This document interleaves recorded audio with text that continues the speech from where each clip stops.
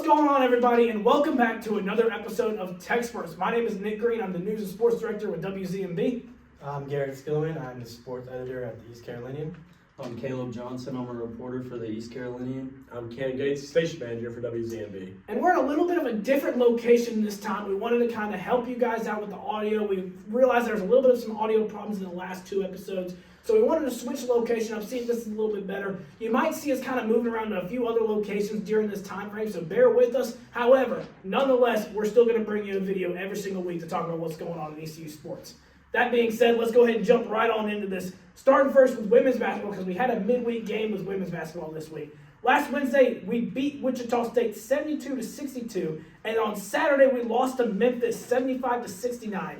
Gentlemen, what are your thoughts on this so far? Who wants to take it? Gary, go ahead. I don't like how we're playing right now. Good dub versus Wichita, but you're on a 3-game losing streak. You beat Wichita, who's not very good. And then you go to Memphis, who's one of the worst teams in the AAC right now.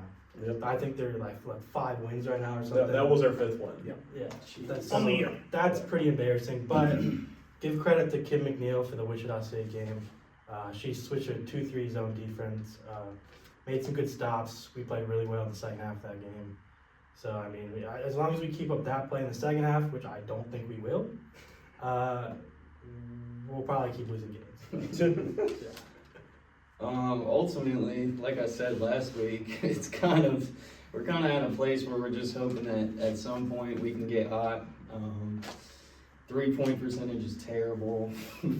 And I think that's ultimately why we ended up losing against Memphis is we shot, 3 for 18, and they went 8 for 19 from 3, maybe, somewhere around there. So we lost by a total of 6 points, and they hit 5 more threes than us. It's just a numbers game at that point. I did see that they were not so much switching the starting lineup around, but switching the minutes distribution around, which I did like. We talked about that last week, so that was nice to see that. But hopefully they can turn it around. I mean, gonna be saying pretty much the same thing the rest of the season. That's probably true. No, I'll go to the minutes distribution thing. I'm glad to see Devin Hageman. She's like playing the whole game. She had a great game. The last 2 games, she's played like the whole game. Now the Wichita State game, I believe it was Wichita State game. She like shot terribly, but she's got 6 assists both games, 12 combined. So that's good to see. Like she is out there to play the point guard role because we said going into the season we didn't really have a bona fide point guard. Jayla Herb's not a point guard. Kai Miller's not a point guard. Barbie Smith is a little bit, but not even really that. Like you don't want to see a Maya Joyner bringing the ball up every single time down the court, no matter if she's probably the most talented player on the team. But I'm glad to see Devin Hageman kind of stepping into that role. Hopefully we can keep her around because we talked very good about Corinna Gordon last year, and then she pieced. So, I'm just hoping to see her step up, and Zane Hunton's been stepping up. Amaya, obviously, Kai Miller's not looked bad. She's out there. She plays a lot of minutes. She plays good defense. But I am very glad to see, like you said, the minutes distribution thing. We're kind of like narrowing down to rotation, which at this time of the year you should have that 8-girl rotation. That you should have your bona fide, and they pretty much do now. So I am glad to see that with Hutton, one of the Weiss twins, I forget which one, Hageman, Miller, Smith, Herb, Joyner, and Sanaya Johnson. I think that's correct on that. I'm not good with math. Who knows? Anyways, I'm hoping to see more out of the ladies. I mean, I'm same thing. I'm going to be saying that for the rest of the season. If not, it's just going to be it's a dumpster fire at this point. Yeah. I don't just want to be like, hopefully, like get lucky in the AAC tournament again. Like that's at this point, that's what we're all well on our way to like beating like the 3 seed probably or 4 seed, something like that. We're well on our way to that. I just hope that doesn't happen. I'd rather us beat the 6 and I don't know, just let go. No. I mean, you said it fantastically there. This is a very disappointing week for women's basketball here at ECU. I'm going to keep it very real with you guys. Wichita State, this is a team we all agreed going into. There's no reason why we should lose this game. Mm-hmm. We were losing until 3 minutes into the third quarter. Yeah. That was when we finally decided, hey, let's actually play some basketball right now. It was the second half. Now, granted, we're more of a second half team. We also agreed on that last week. But at the same time, guys, this is Wichita State. Like, no disrespect, but also, like, they have struggled a lot this year. So much disrespect, actually. Yeah, you know, I kind of backhandedly threw the disrespect at him, but at the same time, like, that's terrible. Like, we have got to play a more complete game than what we just witnessed. Turnovers is continuing to be a problem with this team. I mean, I can still have I don't think I've seen a game less than 15 turnovers. I don't think I've seen that. And so it's ridiculous of how many turnovers we're having, and just the way we're playing these games. Granted, the field goal percentage is up from last week. Thank you for that. I do appreciate that.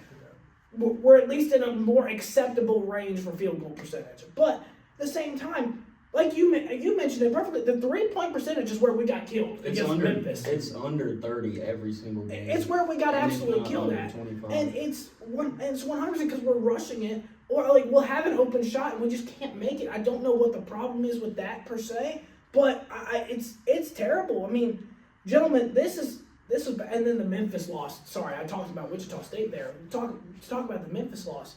That was their 5th win on the year. I mean, I said it last week that I wouldn't have been super shocked if we lost to Memphis. Unfortunately, I was really hoping I was going to jinx myself and we wouldn't have lost to Memphis. But, you know, I can't necessarily say I'm surprised that we lost to Memphis. But at the same time, guys, it was just bad. I mean, we had 9 more rebounds, 4 less turnovers. There's just no way. I'm just ready for baseball. At this point, yeah. So just ready for baseball. With women's basketball, guys, how do we fix this if we even like? Honestly, sorry, our softball team's pretty good. I'm excited for softball. True. Our softball team's pretty good. True, gentlemen. How do we fix this? Or even if we can, do you think it's too late? Obviously, it's time to start hitting the panic button here. Is it too late to fix this? There's no fixing this. Yeah. There is no fixing this. I don't think it's a Kim McNeil issue. I don't know. Yeah, I mean, we're trying everything we can. Like we said, with the minutes distribution, everybody's getting to play. We're seeing who can produce at the highest level, and we're not doing that enough to win games, unfortunately. And against Memphis, we're up at halftime and end up losing the game. Makes it all even more disappointing. It just doesn't feel like there's any consistency right now. It feels like every other game there's just like one person that will step up, but not the whole team. Most of the time. Yeah. Last few games. Shout out Yeah. her Wichita State game. She played great, big shots. And shout out my Joyner because she just got 1,000 career points. Yes. That was cool to see live. Yeah. I'm glad you brought that up. Actually, She's been, I think, the last few games, I wouldn't say stepping up, but I feel like you can kind of just, if you're not even like watching the game, you can just kind of tell by the minutes and all that. She's kind of like getting to the point this season where she's not really in her own head. Because you can tell, there's the last couple years, that's how she's been. Yeah. I'm very glad to see she got 1,000, but she could have got 1,000 at the beginning of this year. She wasn't all the time in her head. Like, she's a great player.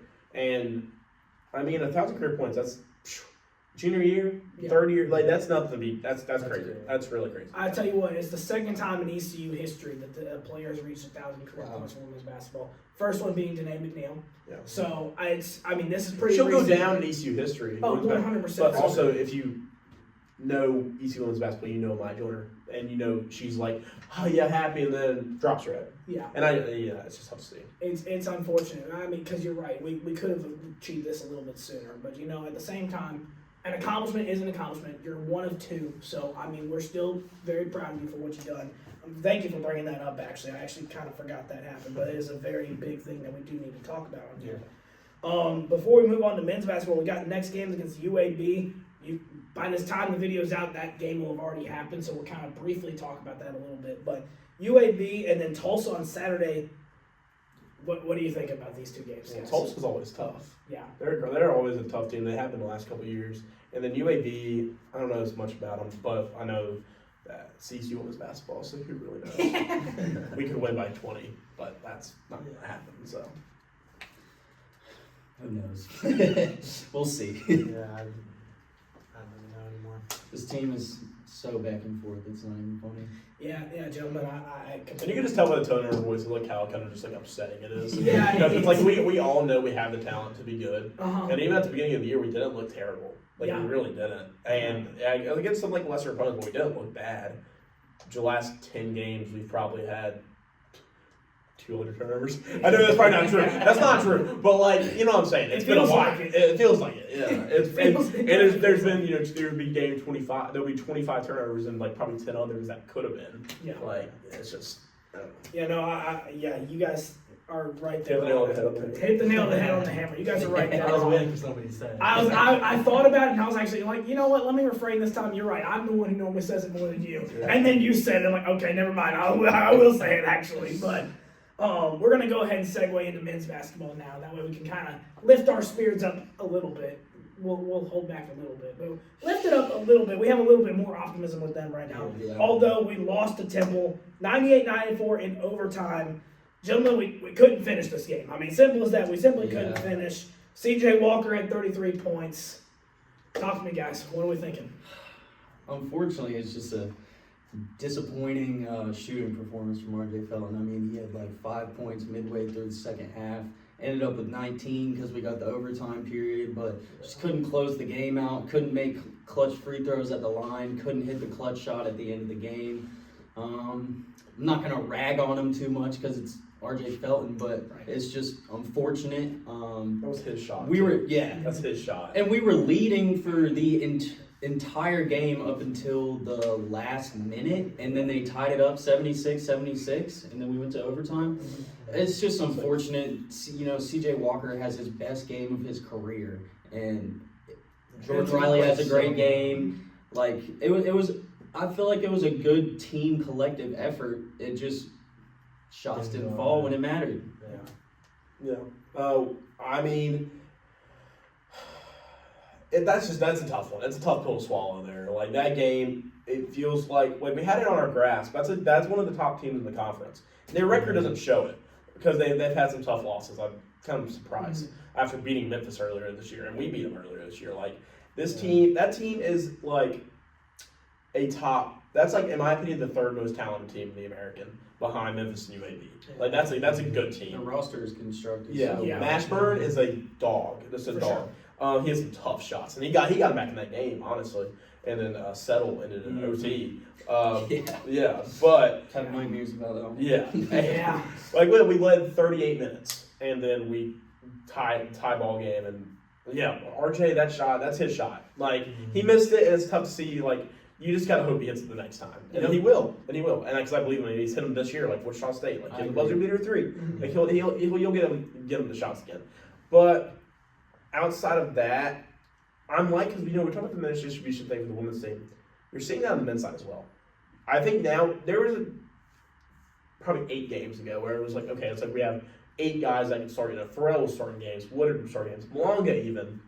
But now we're getting to a point in the season where we are setting like how we want our lines to be. LeBeau and Hayes both played like 32 minutes. Riley, Felton, and Walker all had over 40, and then Woodard and Pharrell with like 17 both on the bench, and Kaysen had 3. Like, I'm surprised I remembered all that. But it's because I just did it on my show. Walking stat sheet. Yeah, just because I did it on my show. But I'm glad to see we are kind of getting our minutes like set. We're getting to a rotation that I want us to be at. Because I do think those are the 7 guys that probably should be playing. And especially Mike Schwartz. Because I mean, I like Sierra Malonga, but you can tell Mike Schwartz, I think Mike Schwartz, with how his philosophy is, he doesn't really care about height. Now, he wants rebounds, and you can tell we were like, great. And every single game you listen to, it doesn't matter who the announcers are, they talk about our offensive rebounding because it is great. Like, they kind of just fall in our hands. And I think that's why we don't see Malonga out there, because we're getting these rebounds with these shorter guys. LeBeau's like 6'5", he's a 6'4" power forward. Like, LeBeau's minutes are so impactful. Yeah, and he's like a 6'5" power forward. Doesn't show on the stat sheet, but you're completely right on that. Felton leads the team of rebounds like 7.5. He's 6'4" or 5. Yeah. You know, all those type of things. This team, we're getting to a spot. If I had said any of this 5 games ago, I would have been lying to myself. But we're getting to a spot this year where I'm liking the progression. Next 2 games we should win. We play Rice. We're recording this February 4th. We play Rice tomorrow, February 5th, and then I know we'll talk about it in a minute. But UTSA on Saturday. Both games we should win. UAB after that, that's gonna be tough. But I like the way this team is progressing. They're finally getting to a spot. I like the defense has been very, very good. Temple holding them to 76 by the before OT. That's a great team. So I mean, holding them 76, that's a tough accomplishment. So I'm glad to see it. Yeah, I don't really have too much to rag about on them. I think our first episode, we were kind of in the gutter. Like, Yeah. okay, we need to do something now. And we were 1-3 in the conference. Right. Yeah, and then you saw the sense of urgency. you win a few games in a They hurt row. us. They hurt us. And then, yeah, Honestly, they must be I'm listening. halfway convinced they are, though, because everything we like rag on them about, Yeah, they fix pretty yeah, quickly. they fix. Okay. Show us to the show Very to true. the team. Yeah, seriously. Shout out y'all. But yeah, I'm not too upset with the Temple loss. We beat them earlier this season. They're a great team. We should win the next 2 games, as you said.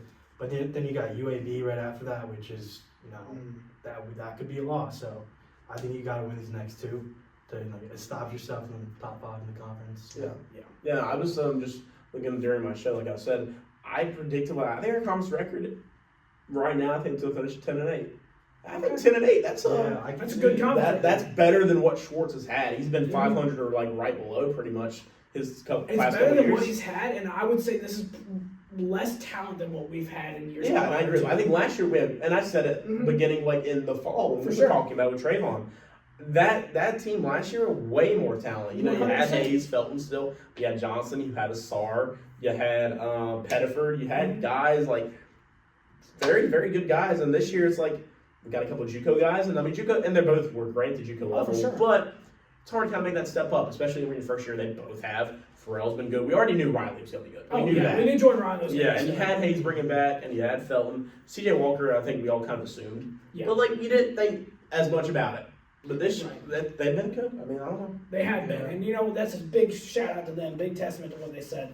One thing I want to get into about the Temple game on Saturday, I don't know if you guys felt the same way as I did or not. But one thing I noticed that was a little upsetting to me, CJ Walker had 33 points. Why were we not trying to give him the ball in the last little bit of the game? I understand they switched the matchup up a little bit. You got to put the ball in the playmaker's hands. 33 points in the game. You got to give your guy a chance at that point. I mean, we've got nothing, and nothing else is falling. RJ Felton was missing his shots. Nobody else could get hot. You got one guy in the court that you know is hot. You got to get the ball in his hands. Even if the matchup's tough, you got to get the ball in his hands and see if he can win that one-on-one matchup and see what he's got. Yeah. That's something I noticed that I was hoping we I did. think it's almost like a comfortability thing for the team because, I mean, in every clutch situation this year, RJ Felton has had the ball in his hands, no matter Oh, how for sure. good of a game he's Oh, having. I'm not discrediting the fact that we want to put the ball in RJ's hands a little bit, but then there was times where like Cam Hayes would take a shot that was definitely rushed, and I'm like, now wait a minute, let's try and let this play out. I think there's 2 guys in that situation that I want to take the shot. RJ just because of how much trust we built in him over the entirety of him being here, and then CJ Walker with how hot he was in the game. I agree with what you're saying. Yeah. Before, like, Felton had 8. I think before that Wichita State 3.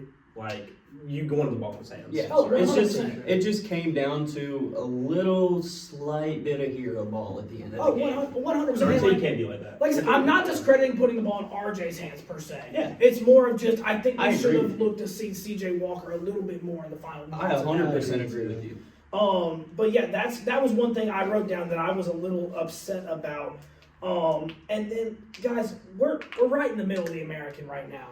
What do we have to do to kind of set ourselves above everybody else right now to get to the 10-8 that you want to be at?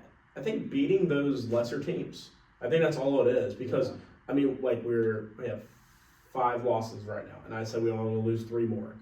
You know, and those 3 ones were very it was like I think I had said FAU, Tulane, and UAB, and we played Tulane twice. I say beat them once, lose them once. You know, if you win the games, you win the games you should win, and I think that's what the main thing is with this team. If you can win the games you should win, it's gonna be fine. Like Wichita State should have been a loss. Like, and that's a game you should win. Like, I think tomorrow night Rice, that's a game you should win. I think UTSA is a game you should win. Like and American is just a tough conference in general this year. We've all kind of been beating up on each other. Yeah. Memphis has lost a couple. Like that, and they're a great team. Talent wise, they're head and shoulders above any other team in this Right. conference. But you're all just kind of beating up on each other, and at some point, someone's got to take that step. We gotta hope it's us. Yeah. For sure.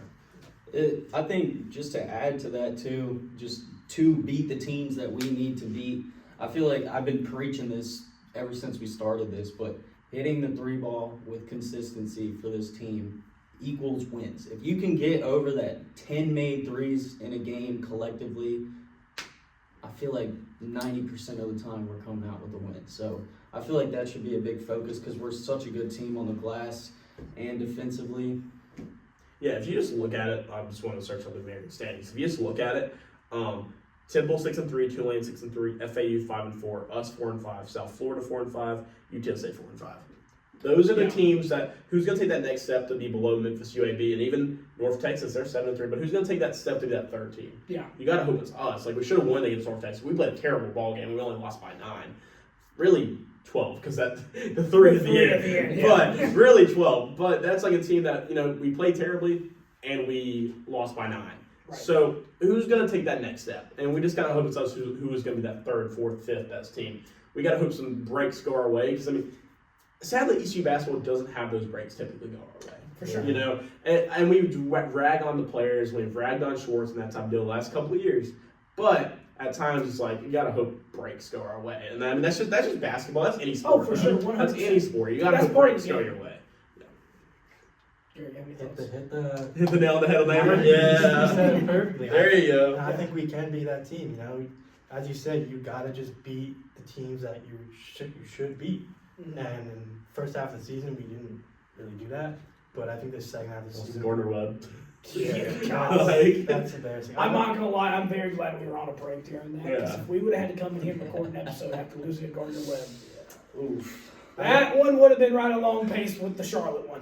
Right at the same kind. The Charlotte one's got its own special place in the TECspertZ Hall of Fame. Not for a good reason, but it's got a special place in the TECspertZ Hall of Fame. That episode probably been pretty close to right beside it, probably number 2. But yeah, sorry, I didn't mean to cut you off. No, you're good. I actually have a friend who coaches soccer there. He chewed me out because they beat us, but Yeah. that's a terrible loss. But I think we're second half of the season. We found something. We found more established minutes. Guys are stepping up a little more. Mike Schwartz is coaching a lot better. So I think we can be that team. Just gotta go win the next few games, then UAB. We'll see what happens. But yeah, I think we can be a top 5 team for sure. Before you go, Nate, I also want to say Jordan Riley. Oh, that dude. was tough. Oh, man, Sports Center. Oh, Man, that was so that was tough. such a great play.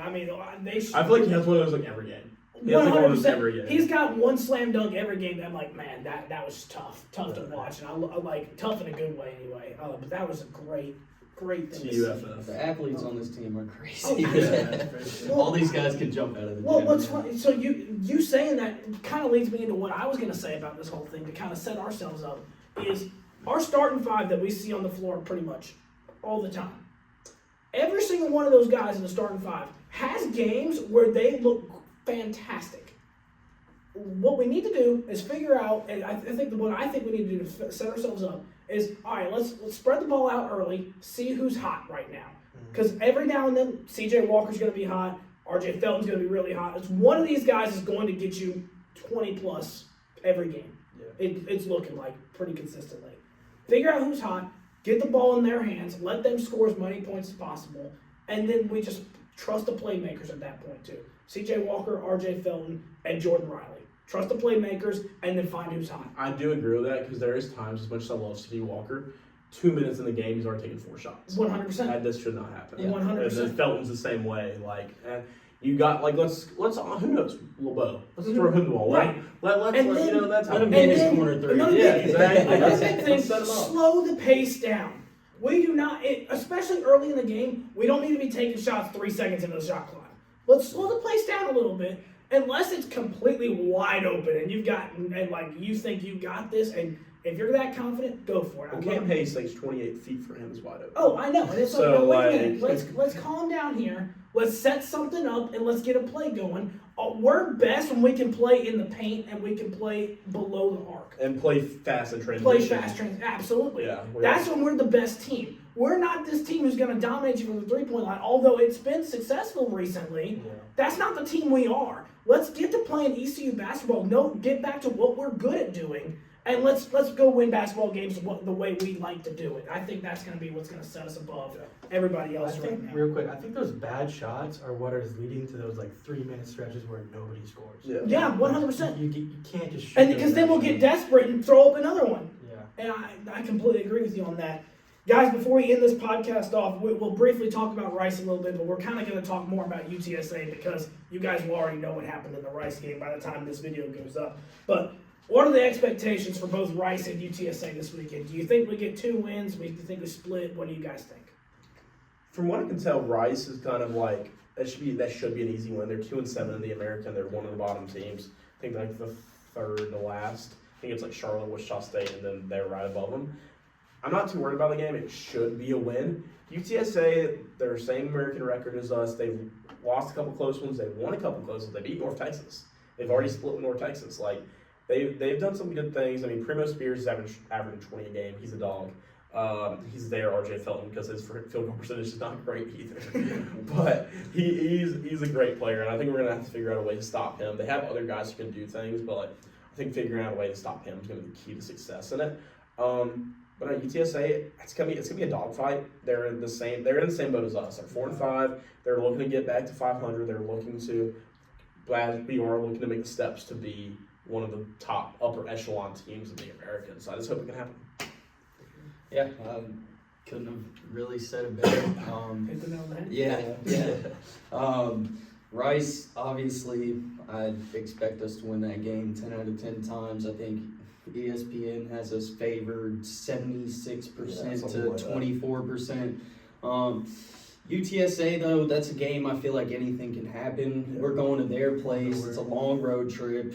I think at the end of the day, it's important that we set the tone tomorrow against Rice and carry that in to the UTSA game. Yeah. Get back to 500. Yeah. And I think that we can very well win that game, but just as easily lose. So we'll find out. Yeah. I think we do win both games because, I mean, I think we beat Rice tomorrow. I'm a little bit worried about that game on Vent versus UTSA. Like you said, they're right around the same record as us. They are the same record in the American Conference, but they're like a very similar team to us. And if we split these next two games, I'm a little worried because I think we will lose to UAB. They're a really good team. And then after that, you drop to two losses. You are staying around that 500 mark in the American Conference, or you drop up like a couple spots. So I think UTSA is not a must-win game, but I think it's a must-win game in my head if we want to keep setting this tone for the second half. It definitely is. Yeah. It definitely is. For sure. I agree. I think we also win both. I would almost say, this might sound weird to anybody, but Rice, I think, is almost in the same boat and as a must-win game. The reason why I say that is because Rice, like I said earlier, like that's a team you should beat. You should beat that team. They're 2-7. UTSA, I do agree. It's like that game where it's like, we're 500 now. Let's get one game above. We're going into UAB. Let's hope we can steal one there. But if not, at least we still can have something to fall back on. We'll drop back down to 500. Yeah. That Rice game, it's like if you lose to Rice, it's like, holy crap, what are we doing? You have to beat. Yeah, you have to beat UTSA. Yeah. I think that's the thing. It's like UTSA is a must-win game if you lose to Rice. That's what makes Rice. 100%. I think every game from here on out, besides like the UAB game, is a must-win game. For sure. And I like you guys said it great. I think it really comes down to, I think we win both games too. Yeah. I think Rice, like you mentioned, you need that buffer. It's very important to have that kind of buffer going into UTSA, who we're very evenly matched with. You heard it from all three of these guys. We're very evenly matched with UTSA at this very moment. Have the exact same record. They have very similar playing styles we do. It's going to be a tough game. I don't expect us to blow them out. I don't think they'll blow us out. I think it's going to be a close game the entire time. It's going to come down to, can we finish that ball game again?